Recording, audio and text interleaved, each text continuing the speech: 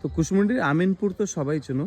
আমিনপুরের যেখানে মাটিয়াকালী মায়ের পূজাটা হয় সেইখানে আসার পর এখানে একটা মন্দির দেখা যায়। তো এই মন্দিরের কাছেই দেখো একটা গাছ আছে, এই গাছে হিউজ পরিমাণ ফল হয়ে আছে। এই দেখো অনেক বড় বড় হিউজ পরিমাণে ফল হয়ে আছে। আর গাছটা জাস্ট দেখো কত বড়। এই দেখো গাছটা অনেক দিনের পুরনো মনে হচ্ছে, আর কত বড় জাস্ট দেখো গাছটা। বসার জায়গা করেছে সুন্দর করে। তো প্রশ্ন হচ্ছে এটা কি গাছ আর এটা কি ফল, মানে এটা কি খাওয়া যায়? এই দেখো ফলটা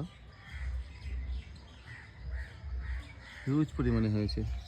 তো এই ফলটা কি খাওয়া যায় আর এটা কি গাছ, কেউ জেনে থাকলে একটু জানিও।